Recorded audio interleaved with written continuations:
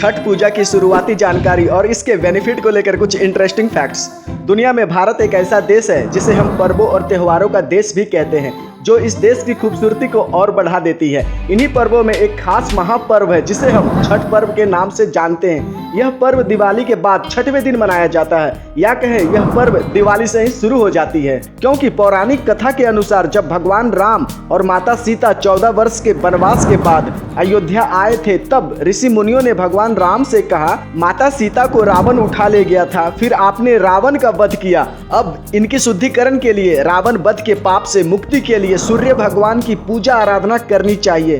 तब पूजा के लिए मुग्दल ऋषि को बुलाए गए। मुग्दल ऋषि माता सीता पर गंगा जल के छिड़काव किए और कहा, कार्तिक मास के शुक्ल पक्ष की षष्ठी तिथि को सूर्य भगवान की उपासना करें। तब माता सीता मुग्दल ऋषि के आश्रम में रहकर 6 दिनों तक सूर्य भगवान की पूजा आराधना की। तो यहाँ से छठ पूजा की शुरुआती जानकारी मिलती है, या कहें यहीं से छठ पूजा की शुरुआत हो गई थी। इसके अलावा महाभारत काल में भी छठ पूजा हुई थी। इसमें बताया गया है कि कर्ण भगवान सूर्य के परम भक्त थे। वह रोज पानी में घंटों खड़े होकर भगवान सूर्य को अर्घ्य देते थे और उनकी कृपा से ही वह महान योद्धा बने। इसके अलावा द्रौपदी ने भी छठ व्रत रखा था। इसमें बताया गया है कि जब पांडव जुए में अपने सब राजपाट सब कुछ हार चुके थे, तब छठ व्रत के प्रभाव के कारण ही उन्हें पुनः सब कुछ प्राप्त हो गया। छठ व्रत की महिमा और पूजन को लेकर एक और पौराणिक कथा है, जिसके अनुसार एक प्रियव्रत नाम के राजा थे, जिन्हें हर प्रकार के प्रयास और उपाय के बाद भी संतान की प्राप्ति नहीं हो रही थी।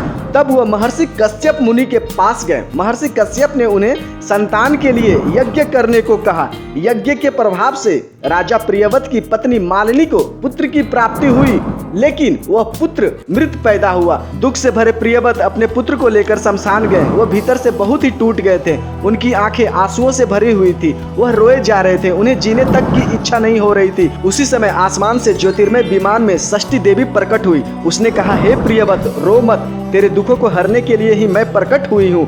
मैं षष्ठी देवी हूँ और विश्व के सभी बच्चों की रक्षिका हूँ। फिर देवी षष्ठी ने मृत शिशु को स्पर्श किया, जिससे वह जीवित हो गया। देवी षष्ठी ने राजा को छठ पूजा करने की सलाह दी। तब राजा ने छठ व्रत किया और लोगों को भी सलाह दी कि छठ पूजा करें या फिर पूजा में शामिल रहें। तभी से छठ पूजा और धूमधाम से होने लगी। अब मैं आपको छठ पूजा करने के फायदे, कुछ इंटरेस्टिंग फैक्ट्स बताता हूँ। लोकमत, परंपरागत बातों के अनुसार जीवन में सुख, समृद्धि और शांति आती है, और अगर किसी इंसान की कोई मनोकामना है तो कहते हैं वो भी पूर्ण हो जाती है। और इस तरह की बातें तो सभी भगवान की पूजा आराधना में बताई जाती है, कही जाती है। लेकिन मैं आपको कुछ इंटरेस्टिंग फैक्ट्स बताता हूँ छठ पूजा की बेनिफिट को लेकर।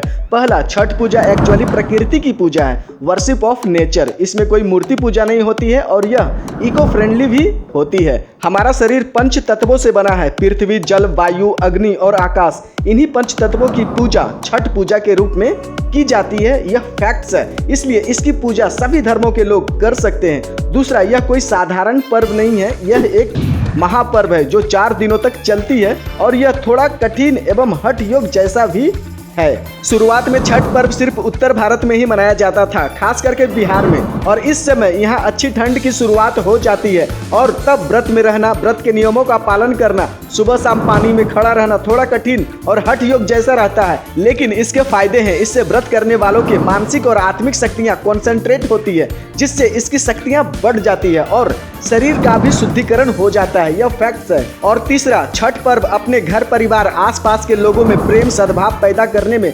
महत्वपूर्ण भूमिका अदा करती है, क्योंकि यह पर्व बिना भेदभाव के बड़े सादगी और पवित्रता के साथ सभी लोग मिलजुल कर मनाते हैं। इस प्रकार यह एक महापर्व बन जाती है। तो दोस्तों, यही थी छठ पर्व को लेकर एक अच्छी सी जानकारी जो मैंने आप लोगों के साथ में शेयर किया। अगर आपको अच्छे लगे हो तो इसे अपने फैमिली फ्रेंड्स के साथ में व्हाट्सएप, फेसबुक मैसेज, जैसे आपको अच्छा लगे वैसे शेयर जरूर करें। हम फिर मिलेंगे किसी और जानकारी के साथ में। मुझसे जुड़े रहने के लिए चैनल को सब्सक्राइब कर ले। तब तक के लिए टेक केयर, बी हैप्पी।